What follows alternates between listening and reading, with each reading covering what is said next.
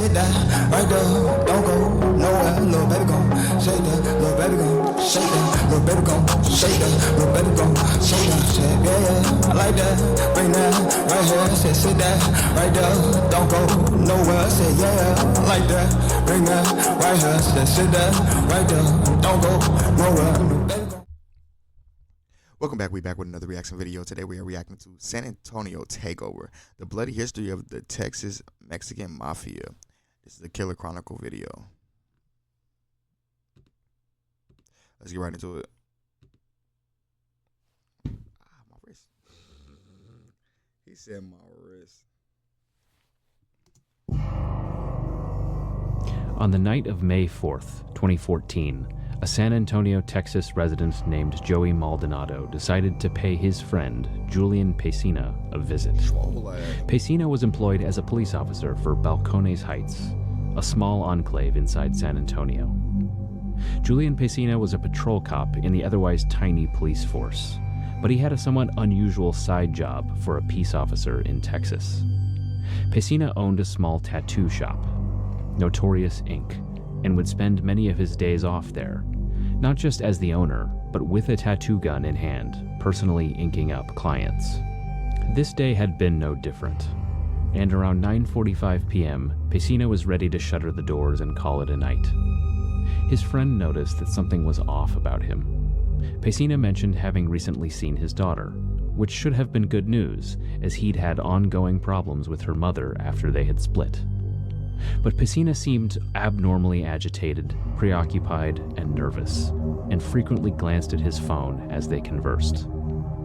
Finally, Pesina told Maldonado not to wait up for him, and Maldonado headed off into the night, leaving Pesina to lock up the doors to Notorious Ink and go home. Pesina sensed danger that night, but he couldn't have possibly known that over the past few days, members of a gang known as the Texas Mexican Mafia, or Mexiconomy, had literally dug a grave for him outside in the south central Texas wilderness. Damn. In fact, the only thing that had saved Pesina thus far was his paranoia, but that was about to change. Despite Texas's track record as a state that's perfectly willing to execute cop killers, the Mexiconomy's leaders were so dead set on murdering this police officer that they had now decided it was worth the risk of a public assassination. At 10 p.m., Pesina received a text message as a white Pontiac Sunfire pulled up in front of his shop. He got up, walked outside, and conversed briefly with the driver, unaware that the two men donning dark blue hoodies and ski masks were approaching to his side, one armed with a pistol and the other with a shotgun. They ran up and opened fire, striking Pesina several times. As he fell, they dove into the back seat of the Sunfire and sped away, evading detection of law enforcement who poured onto the scene within 3 minutes of the shooting. As police taped off the crime scene, Pesina's killers were working to cover their tracks, hiding the vehicle, destroying the murder weapons, and laying low around San Antonio. The initial investigation turned up few clues. There were no eyewitnesses of any value, and Maldonado had no idea who Pesina was supposed to meet that night. But what no one knew, not Pesina, not his killers, and not even the Balcones Heights homicide investigators who showed up to the scene that day, was that the FBI had captured the entire murder on video. Just a few days prior, an FBI agent disguised as an electrician had climbed a pole near Notorious Ink and installed a hidden camera pointed directly at Pesina's shop. For you see, Julian Pesina was not merely a police officer who happened to own a tattoo parlor. He was a man of many secrets, and he lived a double life. Today's episode will focus on the Mexiconomy, the murder of Julian Pesina, and the web of killers, snitches, corruption, and gang infighting that he found himself caught in. It is a tale of betrayal that centers on a man who was living on both sides of the law, but who, as you will see, was far from the only one to harbor such secrets. To understand the gang's roots, we have to go back to the 1950s in California, where the original Mexican Mafia formed within the state's prison system. Within just a few years of its foundation, the gang became known worldwide as an extremely dangerous and deadly criminal organization that controlled much of the legitimate and illegitimate businesses around Los Angeles, through this one truth: that criminals and gang members will inevitably end up incarcerated. And when they do, they can't have angered those with the power to kill them inside prison walls.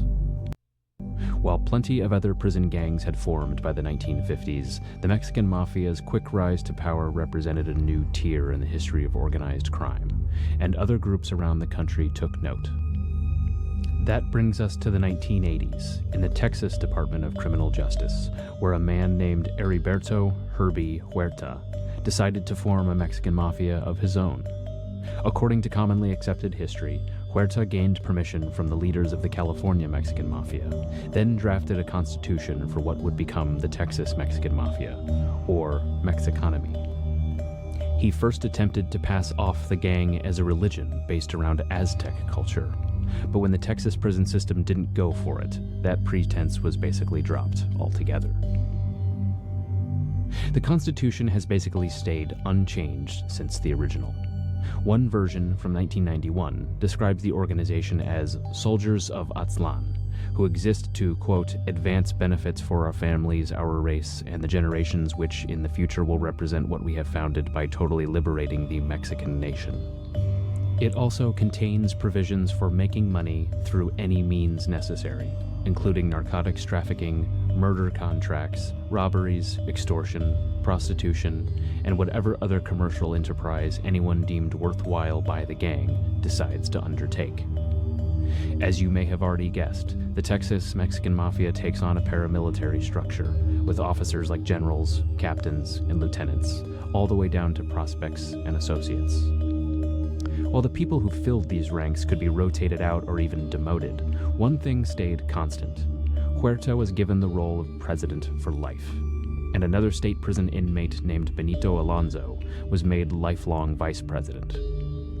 The Constitution bans gambling beyond the value of a pint of ice cream, as well as, quote, heavy teasing between members, and makes it clear that treason will be punishable by death.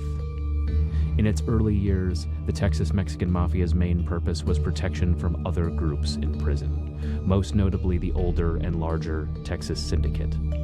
But it quickly evolved into a criminal organization with power inside and outside of prison, akin to the Mexican Mafia structure in California. Of all of the cities in Texas, the Mexiconomy has the most power in San Antonio, which the gang claims as its capital and divides into four corners for the north, south, east, and west sides of town, each led by a general who then reports up the chain, with a main general controlling the entire city, who keeps in touch with Huerta and/or Alonso. Within city limits, the gang has such enormous control that it decreed San Antonio drug dealers must pay an extortion tax of 10%, or $100 per ounce, which is commonly known as the dime. If you're a drug dealer who does not want to pay the dime, the Texas Mexican Mafia is very reasonable. They'll give you one more chance by sending people to your house to hold you at gunpoint, ransack the place for valuables, and possibly assault you, rather than just moving straight to murder. Guess I gotta give up that dog. By the 1990s, Huerta had been convicted of racketeering and sent to ADX Florence, a prison known as the Alcatraz of the Rockies that has a reputation for being the most high-security penitentiary in the continental United States. There, he became known as one of just a handful of gangsters nationwide who holds the power to control the streets from a tiny, secluded cell, in the same vein as figures like Larry Hoover, Barry Mills, or Pistol Pete Rollick. In 1994, the same year Huerta was sentenced, a power struggle began within the Mexican Mafia, resulting in the murders of Jose Treviso and James Rivas in April of that year.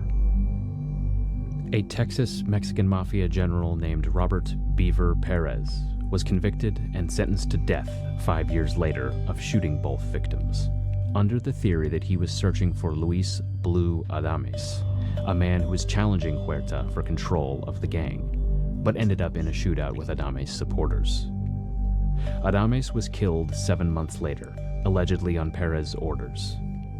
3 years after that, in 1997, Texas Mexican Mafia members committed one of the most brutal crimes in San Antonio's history, murdering 5 people during an extortion attempt in what came to be known as the French Place Massacre. French place. Perez was also convicted in federal court of orchestrating those murders, and prosecutors say they believe he ordered 12 to 18 killings around the same time. That case was largely corroborated by the Mexiconomy hitman named Frank Estrada, who admitted to committing no less than 7 murders.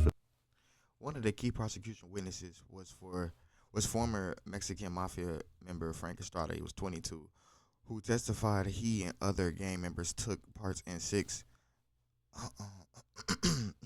excommunications before 1995.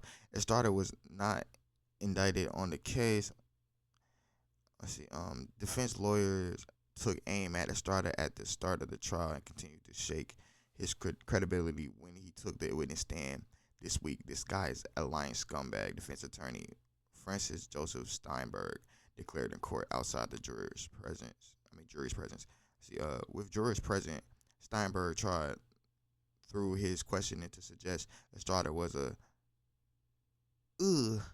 himself and couldn't be believed. But if I was there, For the gang, yet was granted transactional immunity to testify on behalf of the prosecution.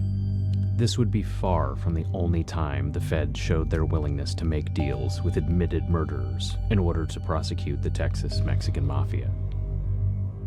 As for Perez, he was executed in 2007. Sake of convenience, the Texas Mexican Mafia's middle management is split between prison and the streets. According to the testimony of gang dropouts, members who reach a certain rank in prison and are released are immediately stripped of that rank and must prove themselves to the presiding general or high-ranking officer in order to be accepted in the outside world. The inverse of this is true too. Those who go to prison must climb the ladder behind bars, regardless of their rank on the outside. The benefits of this are an extra layer of security to vet members, while keeping the centralized leadership of Huerta and Alonso in place. In keeping with this theme of separate yet connected, a common symbol of the Mexiconomy is a 2-headed serpent, whose body squirms to form the shape of the letter M. But no amount of vetting can be 100% foolproof, and that's where Julian Pesina enters this story. If nothing else, Officer Pesina was a man of internal conflicts. He sought out a law enforcement career, working as a jail guard at a GEO detention facility before joining Balcones Heights Police in 2009. Yet he was clearly fascinated by life within organized crime. Those who knew him would later testify that he had close family members that were associated with the Mexiconomy. And outside the uniform, Pesina looked more like a Mexiconomy member than a cop. He was covered in tattoos with implicit or even straightforward references to the gang, any of which should have raised serious red flags to any law enforcement officer who saw them. On his Facebook page, he was friends with both officers and gang-affiliated people. But that was far from the worst of it. It turned out that Officer Julian Pesina didn't just earn a living by patrolling the streets and tattooing. He was a drug dealer who peddled heroin and meth in the very same community. Me and little buddy would have fought after this picture. Boy, why the hell is you taking the picture and that little baby-ag weapon is pointed at me? You see mom pointing in the air, you pointing yours at me. We got to fight after this. Where he was arresting people for similar crimes. But knowing full well he was operating in an area where drug dealers who get too successful and meth in the very same... Oh, hell no. Oh, hell no. I'm talking about L gun safety. L gun safety. Bruh, you have finger on trigger and it's pointed at my hand. If that go off and then mine subsequently goes off and we both stay alive, I'm beating you to sleep. Like, bro, you're getting beat up. Same community where he was arresting people for similar crimes. But knowing full well he was operating in an area where drug dealers who get too successful draw the ire of the Texas Mexican Mafia, Pesina sought protection in a foolishly cunning way. In early 2014, Pesina checked in with a Northside San Antonio Mexiconomy member named George Munchies Castillo, explaining that he'd been made a member of the gang long ago, but had been out of the loop for the past 6 years.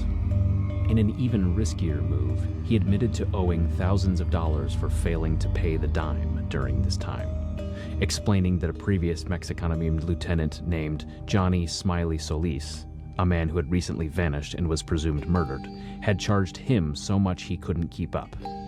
He claimed that he joined the gang while incarcerated, using his former experience as a jail guard to drop names of imprisoned Texas Mexican Mafia members as proof that he had been in the mix. The gang temporarily took him at his word, but deliberately kept him out of the loop while they worked to verify his claims. Amazingly, by the second week of February 2014, the Texas Mexican Mafia had determined Pesina was, in fact, a member, and placed his name on rosters that were distributed to Mexiconomy officers in San Antonio. It was a roster that included many names, and was constantly changing as members got promoted and demoted with time. We're not going to meticulously go through each officer, but here are a few key figures to remember. There was Ruben Menes Reyes, the Northside lieutenant who entered that position in January 2014, after Johnny Solis vanished.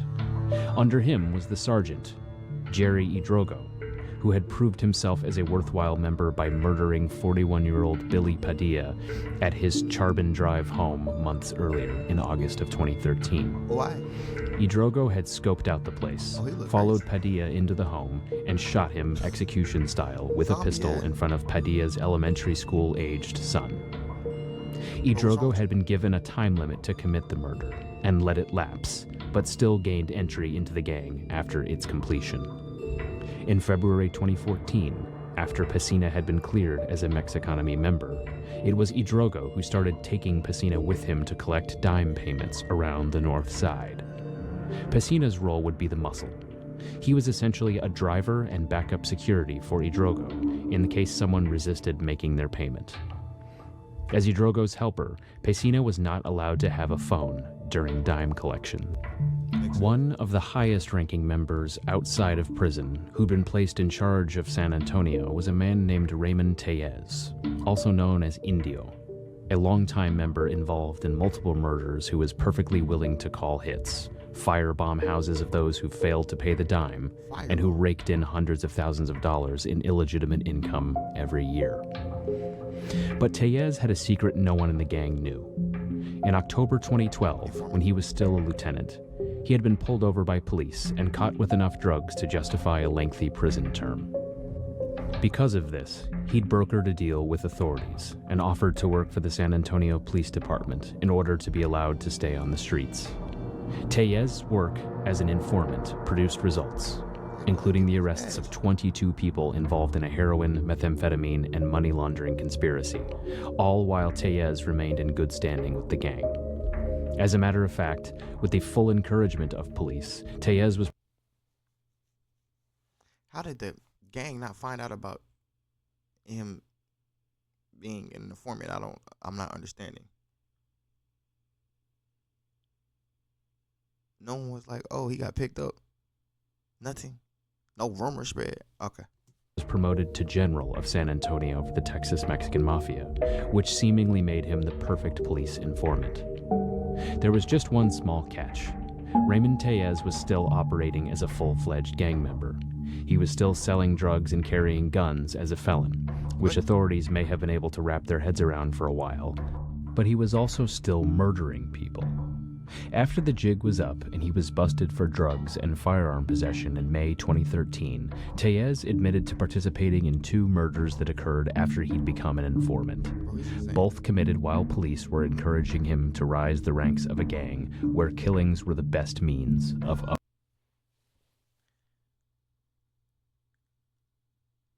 I'm not even conflicted. I was at first. This nigga, I don't know if he's stupid or he's a genius. Because indirectly, 12, you basically told me, keep doing what I'm doing. Now, you probably didn't know I was catching bangs, but brother, You don't see I got all these hats. I'm confused, bro. Like, what am I not understanding?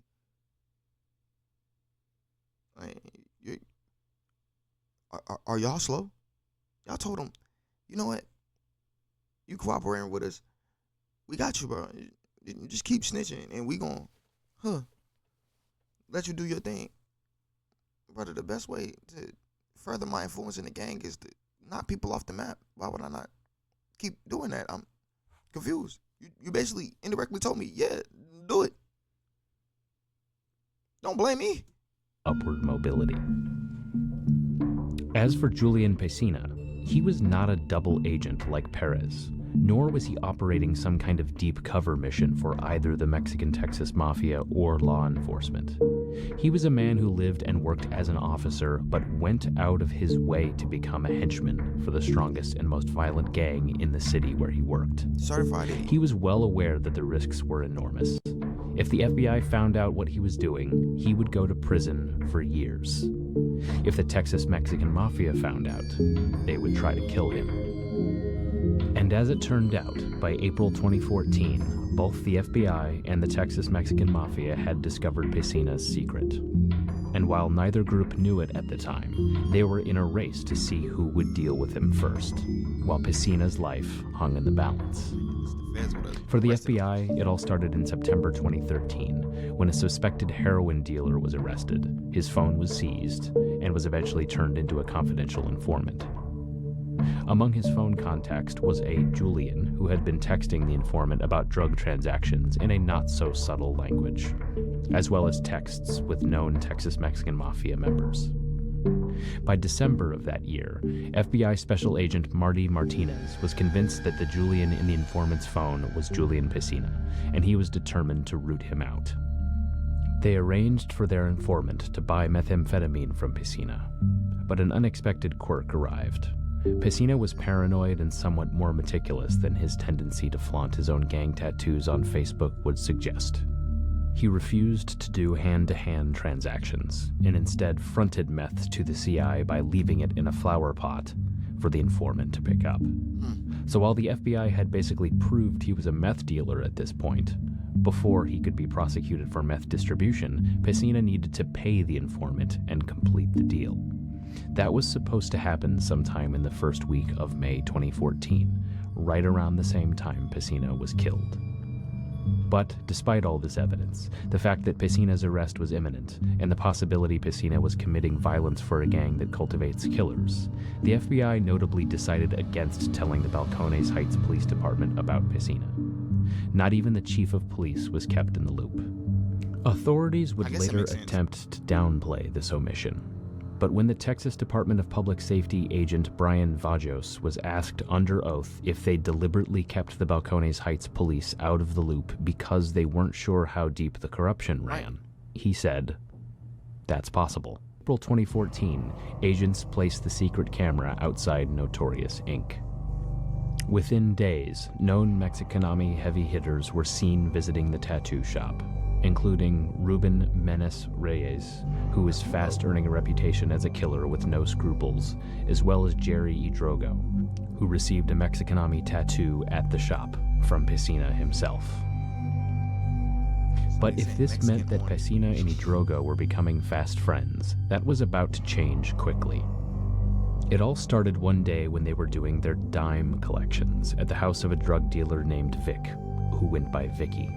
Pesina seemed nervous the second they got there, and after a few minutes in the house, he abruptly got up and headed for his car, leaving Idrogo inside the house with Vicky, in a clear breach of protocol for dime collections. Vicky then confronted Idrogo, demanding to know why he had brought a police officer to his house. Idrogo was not amused. Quote, "Look what you're implying, that guy's a carnal, right?" Demanding... Hold on, bro. You gonna skip that? Okay. And then when I said that, Vicky tells me, "Hey, what's that guy's name?" I told him, "That's Güero. That's my cousin, right?"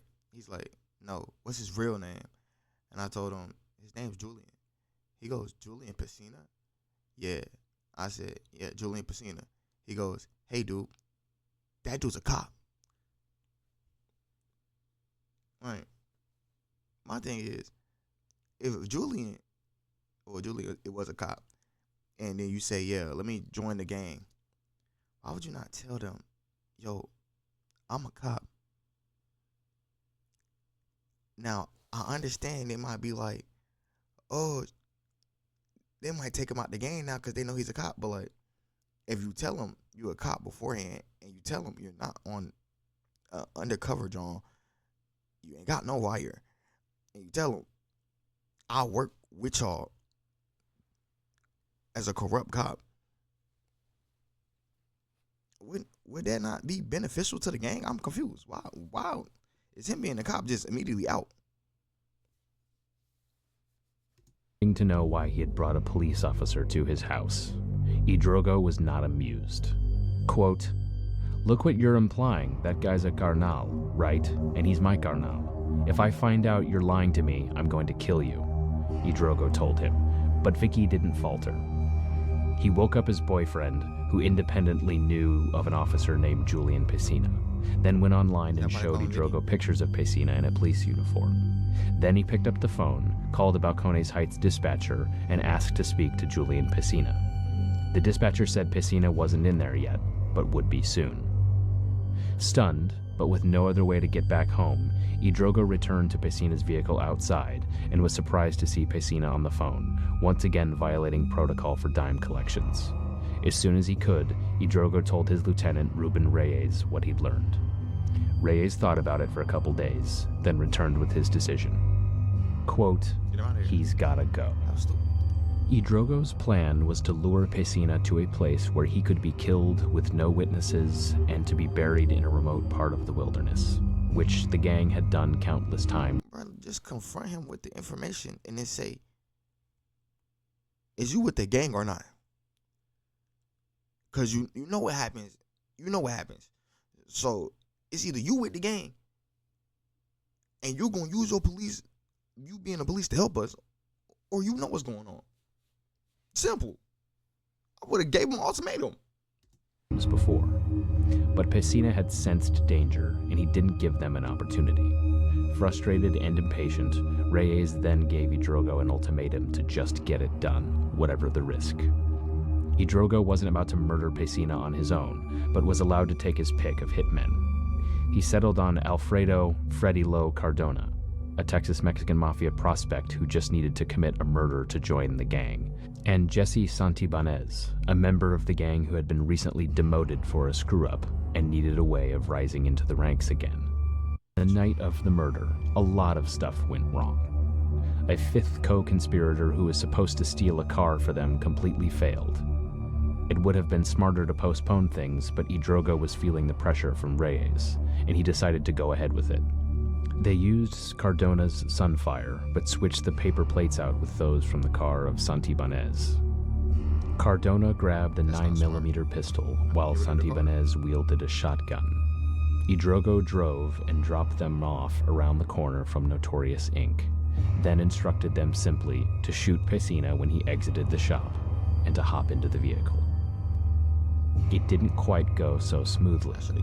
Idrogo pulled up and texted Pesina as planned, but the gunmen were nowhere in sight. As he approached the car, Pesina, armed with a pistol, sensed something was wrong and began to question Idrogo with an ire of suspicion. Idrogo told Pesina he was tired and just wanted to collect Pesina's dime payment and go home, all while wondering where the hell Cardona and Santibanez were. After a few moments, Idrogo took his foot slightly off the brake of the Sunfire, and when the brake light flickered, the gunman came bursting out, firing multiple rounds at Pesina. He was struck 3 times, any one of which could have been fatal on its own. Afterwards, they gave the guns to Reyes for destruction and were told to lay low. Idrogo, concerned by both the prospect of being arrested and of being murdered as the gang tried to cover its tracks, fled to a relative. This is gonna be the thumbnail. Bro, why they doing like this in the picture, bro? Why would you take the picture? This man about to sneeze or some shit. Relatives in Ohio. Yo. But the FBI poll camera had already given authorities the evidence they needed to track down Cardona as a suspect. He was the first of 3 to be arrested. Hidrogo's turn came when authorities raided his mother's house in San Antonio, and he got on the phone with a detective and promised to turn himself in. He was extradited from Ohio to Texas, and it decided his time as a gang member was over. He made a deal with federal prosecutors, admitting to both Billy Padilla and Julian Piscina's murders, and agreed to testify against Santibanez and Cardona. On the stand at their trial in 2017, he said that Padilla's murder still haunts him. Raymond Tellez also offered up his testimony as a part. Bruh, nah, bruh. Niggas be capping, and that's on God. So I have a daughter and I have a son. So I put myself in that kid's position to let my daughter and my son see me get taken out the game like that. It's not good. You know what I mean? So it was on my conscience, I guess. You know what I mean? So, brother, you been committed that M. And you did that for the furtherance of a game. Just to get higher in the game. You capping. Simple. On the stand at their trial in 2017, he said that Padilla's murder still haunts him. Raymond Tellez also offered up his testimony as a part of a deal where he admitted murdering 4 people, 2 of whom were killed after he became a government informant. One of them, Jose Figueroa, was strangled with an Xbox cord and stabbed to death at a gang meeting with dozens of members present. Well, what? The 3 others, Jose Bravo, Adam Trevino, and Vincent Chacon, were fatally shot for owing money to generals or falling behind on dime payments. There was just one more piece to the puzzle missing: Ruben Menes Reyes. On November 9th, 2014, 4 Texas Mexican Mafia hitmen knocked on Reyes' door and opened fire when he answered it. He was hit only once, but required hospitalization. 5 days later, after accepting he was now a target for murder by the gang, he offered himself up as a government cooperator and dropped perhaps the biggest bombshell. Nah, these niggas funny. I'm sorry, bro.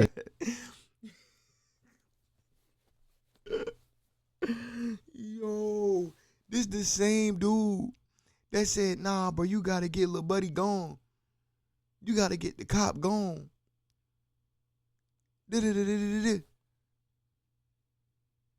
As soon as they try to put that pressure on you, blick on you, you say, man, I'm going to the police. Nigga, bro. What's up, bro? Why would you even sign up for this life, then? Weak ass nigga. You weak. But if you gonna do something, do it full all the way out, bro.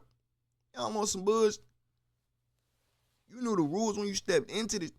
If you know the rules of engagement, bro, I can't be like, oh, yeah, bro, good job disengaging. Nah, bro, you shouldn't have locked in the first place, stupid. Days later, after accepting he was now a target for murder by the gang, he offered himself up as a government cooperator and dropped perhaps the biggest bombshell yet. He led them to a remote location in Pearsall, Texas, on Armadillo Road, and told the feds to dig. On November 19th, 2014, exactly where Reyes said they would be, authorities uncovered 3 bodies. Amazingly, Reyes revealed that he had killed all 3 men on the same day and dumped them there all at the same time. One of them was Johnny Smiley Solis, the man Reyes replaced as the Northside lieutenant, and the man whose death Piscina had used to his advantage in order to gain footing in the Texas Mexican Mafia. Reyes said that in December 2013, he'd been ordered to kill Smiley, as well as Texas Mexican Mafia General Carlos Worm Chapa and Captain Mark Anthony Bernal, aka Lefty, for mishandling $60,000 in Mexiconomy funds and for other questionable leadership decisions. In fact, the Texas Department of Public Safety had learned Bernal's life might be at risk and attempted to warn him, but he apparently brushed them off. Yeah, shut up. Reyes would later plead guilty to the 3 murders plus Piscina's and be sentenced to multiple life sentences. In 2017, Santibanez and Cardona were convicted by a Texas jury that deliberated for just a couple hours before returning guilty verdicts on racketeering and murder charges.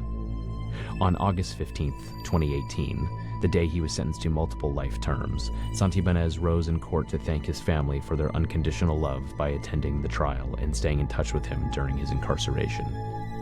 He then said, quote, "I would also like to express and let it be known that I am innocent of these charges and that the government and prosecutors have punished me for exercising my constitutional right to a trial by impeding my every step with a superseding indictment, mandatory life enhancement, and false testimony of government witnesses, who at trial were the self-proclaimed authors of this crime." On that last point, it's hard to argue with Santibáñez.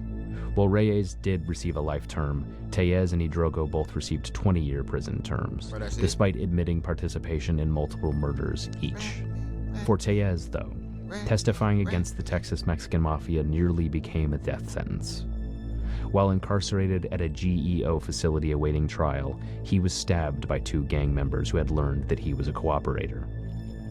Tellez survived the attack. Yo, why niggas keep getting hit with video game power cords? Sued the facility for failing to protect him, and is currently scheduled to be released from federal prison in 2029. Are you still alive? Before Santibáñez was sentenced, U.S. District Judge Xavier Rodriguez made one last symbolic gesture. While he still sentenced Santibáñez to life, Rodriguez refused to impose a federal law designed to punish people who assault or kill police officers during the performance of their lawful duties. Quote, "In this case, Pesina was a bad cop," Rodriguez said.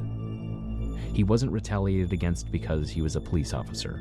He was being retaliated against because he failed to tell the Mafia he was a police officer, and so they couldn't trust him anymore.